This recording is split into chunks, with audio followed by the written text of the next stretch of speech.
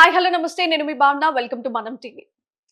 మీర్పేటలో జరిగిన సంఘటన గురుమూర్తి అనే వ్యక్తి తన భార్యని ముక్కలు ముక్కలుగా నరికి కుక్కల్లో ఉడకపెట్టి మరి చంపిన ఘటన అయితే ప్రతి ఒక్కళ్ళు కూడా భయాందోళన గురి చేస్తుంది. మరి ఇదే నిజమైతే ఇదే హత్య నిరూపించబడితే ఎలాంటి శిక్షలు పడే అవకాశాలు ఉన్నాయి తెలుసుకునే ప్రయత్నం చేద్దాం. మనతో ఉన్నారు సీనియర్ అడ్వకేట్ అరుణ్ గారు. తెలుసుకునే ప్రయత్నం చేద్దాం. నమస్తే అరుణ్ గారు. నమస్తే అండి.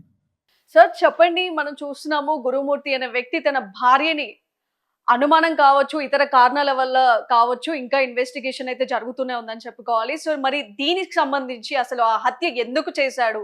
చేసినప్పటికీ ఇదే హత్య ఇప్పుడు ఏదైతే మనం చూస్తున్నామో ముక్కలు ముక్కలుగా నరికేసి ఇలా పొడి చేసి మరి ఇలా జరిగింది అంటూ కూడా మనకి ఎన్నో వాక్యాలు ఎన్నో కనిపిస్తున్నాయి. మనం చూస్తున్నాము సోషల్ మీడియాలో కూడా. సో ఇదే నిజమైతే ఒకవేళ ఇదే హత్య అతను చేసినట్టు నిరూపించబడితే ఎలాంటి శిక్షలు పడే అవకాశాలు ఉంటాయి?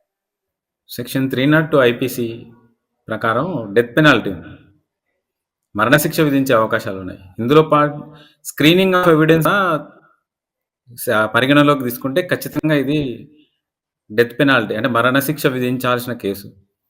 తాను చట్టంలోని లూప్ హోల్స్ని వాడుకోవాలని అనుకోవడం చాలా దారుణమైన విషయం. తనతో సహజీవనం చేసిన భార్యను నరికి ముక్కలు చేయడమే కాకుండా సాక్ష్యాధారాలు లేకుండా వాటిని ముక్కలు ముక్కల కింద చేసి ఆమె శరీరాన్ని కుక్కర్లో ఉడికించి తర్వాత పొడి చేసి చెరువులో కలపడం, ఇవన్నీ కూడా ఇంకా ఇన్వెస్టిగేషన్ జరగాల్సి ఉంది.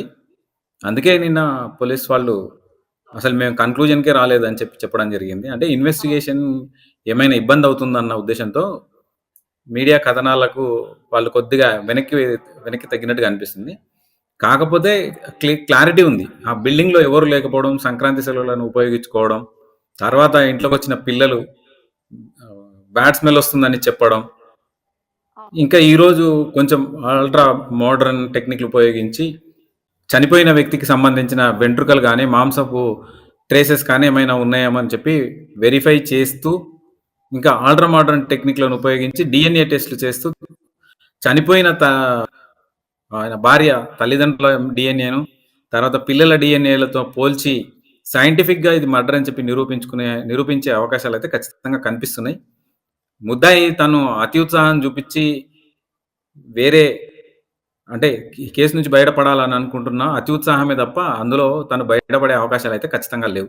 మరి చాలా కనిపిస్తుంది కూడా ఇక్కడ పగడ్బందీగా కూడా ఎక్కడ ఆధారాలు దొరకకుండా మరి జాగ్రత్త పడుతున్నట్టుగా అంటే పడినట్టుగా అయితే గురుమూర్తి చేసిన పనులు అయితే మనకు కనిపిస్తుంది.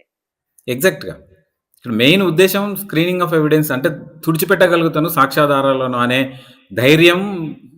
ఇంకొకటి అబ్దుల్ గాడు బెంగళూరులో చంపి తన ప్రియురాల్ని ముక్కలు చేసి ఫ్రిడ్జ్లో పెట్టిన సంఘటన దీనికి స్ఫూర్తిగా చూడాల్సి వస్తుంది. వాడు దొరికిండు కదా, వాడు దొరకకుండా నేను తప్పించుకోవాలన్న ఉద్దేశంతో మాంసం ముక్కలను ఫ్రిడ్జ్లో ఉడికించడం. ఎందుకంటే హ్యూమన్ బాడీ అనేది 24 గంటల తర్వాత విపరీతమైన దుర్గంధాన్ని ఇస్తుంది. ఆ దుర్గంధం ఎవరికి ఉద్దేశంతో మరి దాన్ని బాయిల్ చేసినట్టు కనిపిస్తుంది.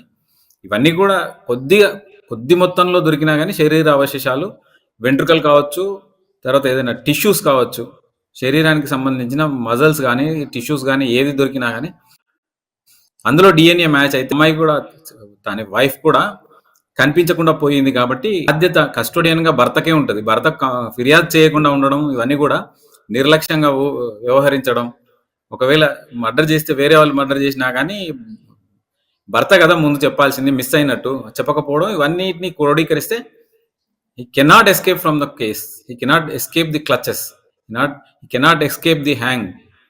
ఉరిశిక్ష నుంచి తప్పించుకోలేడని మాత్రం చెప్పగలుగుతా. ఇంకొకటి, ఇందులో నిర్భయ చట్టాన్ని చేర్చి ఫాస్ట్ ట్రాక్ కోర్టుకి కేసును పంపిస్తే 6 నెలల్లోనే రిజల్ట్ వచ్చే అవకాశం ఉంది. 3 నుంచి 4 నెలల్లో కూడా ఈ శిక్ష పడే అవకాశాలు ఉన్నాయి. కాబట్టి నిర్భయ చట్టాన్ని కూడా దీంట్లో ప్రయోగిస్తే బాగుంటుందని నేను కోరుకుంటున్నాను. అంటే ఇప్పుడు మనం చూస్తున్నాము ఇది ఏదైతే ముక్కలు ముక్కలుగా నరికినప్పటికీ కూడా ఆధారాలు దొరికే ఛాన్సెస్ ఎక్కడ మనకి పట్టుబడొచ్చు అంటారు? బ్లూ లైట్ టెక్నిక్ తోనే ఉపయోగిస్తున్నారు ఇప్పుడు. అంటే హ్యూమన్ బాడీ ట్రేసెస్కి సంబంధించిన అందరూ కంటికి కనిపించని వెంట్రుకలు కావచ్చు, టిష్యూస్ కావచ్చు, బ్లడ్ స్ట్రెయిన్స్ కావచ్చు, దాని ఆధారంగా తీసుకోవచ్చు. ఇప్పుడు జరిగింది అదే, అవన్నీ కూడా ట్రేస్ అయినట్టు కనిపిస్తుంది. వాటి డిఎన్ఏను ఆమె కడుపులో పుట్టిన పిల్లల డిఎన్ఏతో మ్యాచ్ చేయడం, తర్వాత ఆమె ఎవరి కడుపులో అయితే పుట్టిందో ఆ తల్లిదండ్రుల డిఎన్ఏతో మ్యాచ్ చేసినప్పుడు ఆ అవశేషాలు, శరీర అవశేషాలు ఆ అమ్మాయివే అన్నట్టు, చనిపోయిన వ్యక్తివే అని తేలితే ఖచ్చితంగా it amounts to murder. Murder with screening of evidence. చాలా అంటే పకడ్బందీ ఇదంతా సాక్ష్యాధారాలు తయారైతాయి. అంటే ఇదంతా పొడి చేసిన తర్వాత కూడా మన ఈ టెస్టులకి సంబంధించి మనకి రిపోర్ట్ వస్తుందనుకోవచ్చా? అంటే కొంచెం అతి ఉత్సాహం ప్రదర్శించి ఎముకలను అక్కడ కాల్చినట్టు, పొయ్యి దగ్గర కాల్చినట్టు, వెంట్రుకలు ఉడకవు కదా! ఓకే. వెంట్రుకలు ఉడికే సమస్యే లేదు కాబట్టి వెంట్రుకలు అవును. దొరికినా గానీ, తల వెంట్రుకలు గానీ, ఇంకా శరీరం మీద ఉండే వేరే అవశేషాలు కావచ్చు, బ్లడ్ స్టెయిన్స్‌లో ఉండే డీఎన్ఏను అంటే దాంట్లో కొన్ని కెమికల్స్ ఏసి కనిపించకుండా పోయిన బ్లడ్ స్టెయిన్స్ నుంచి కూడా డీఎన్ఏను ఎక్స్ట్రాక్ట్ చేసే అది మైక్రోస్కోపిక్ స్ట్రక్చర్స్ డీఎన్ఏ అవి. అంటే మన కంటికి కనిపించకున్నా కానీ ఆ బ్లడ్ స్టెయిన్స్‌లో ఉండే అవకాశాలు ఉంటాయి. వాటిని ట్రాక్ చేసి, ట్రేస్ చేసి చార్జ్ షీట్ ఫైల్ చేయొచ్చు. There is a possibility for hanging. ఉరి శిక్షకు సరైన కేసు ఇది. ఓకే. అంటే ఇప్పుడు ఈ హత్య కేసులో ఎలాంటి శిక్షలు అంటే ఇప్పుడు ఉరి శిక్ష కాకుండా ఇప్పుడు ఆధారాలు దొరికేంత వరకు కూడా ఇప్పుడు మిస్సింగ్ అనే పోలీసులు కూడా కొంతమంది చెప్పడం జరుగుతోంది. ఒకవేళ మిస్సింగ్ అయితే అంటే ఇప్పుడు ఆధారాలు సేకరించిన తర్వాత కూడా మనకి హత్య అని నిరూపించిన తర్వాత అయితే ఉరి శిక్ష అనేది మనకి తెలుస్తుంది. ఒకవేళ ఆధారాలు దొరక్కపోయినప్పటికీ మిస్సింగ్ అనే కేసులో అతన్ని ఎలా శిక్షించొచ్చంటారు? ఎలాంటి ఆధారాలతో అతన్ని పట్టుకోవచ్చంటారు? ఇది మిస్సింగ్ కానే కాదు. ఖచ్చితంగా మిస్సింగ్ కేస్ కాదు. ఎందుకంటే ఆ అమ్మాయి ఇంట్లోకి వెళ్ళిన వీడియోలు దొరికితే బయటికొచ్చిన ఆధారాలు కూడా ఉండాలి కదా! బయటికి రానంటే అది మిస్సింగ్ కేస్ కానే కాదు. అది మర్డర్ కేస్ కింద వస్తది కాబట్టి మిస్సింగ్ ఆపర్చునిటీ లేనే లేదు ఇందులో. ఎక్కడికి వెళ్ళినా సరే సెల్ ఫోన్‌లు అయితే ఉంటాయి కదా! ఇప్పుడు అవును. స్త్రీలు కూడా మెయింటైన్ చేస్తున్నారు.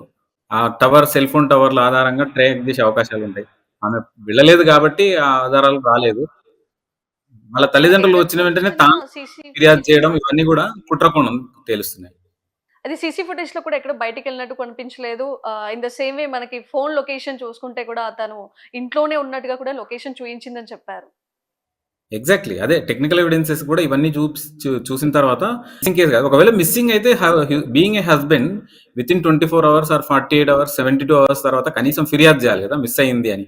అట్లాంటి ఫిర్యాదు కూడా ఏమి చేయలేదు. అంటే అతి ఉత్సాహం అన్నమాట. నేను కేసులోంచి పడగలుగుతాను. ఈ శరీర అవయవాలను నేను మాయం చేయగలుగుతాను, కరిగించగలుగుతాను అని చెప్పి అతి ఉత్సాహానికి పోయి బొక్క బోర్ల పడ్డట్టు కనబడుతుంది. ఓకే. థాంక్ యూ అరుణ్ గారు. సో చూసారు కదా! గురుమూర్తి అనే వ్యక్తి తన భార్యని ఇలా చంపడం ఆధారాలు లేకుండా గూడా ఒక పోలీసులకి చాలా ఒక టాస్క్‌లా మారిందని చెప్పుకోవాలి. Thank you. నమస్తే.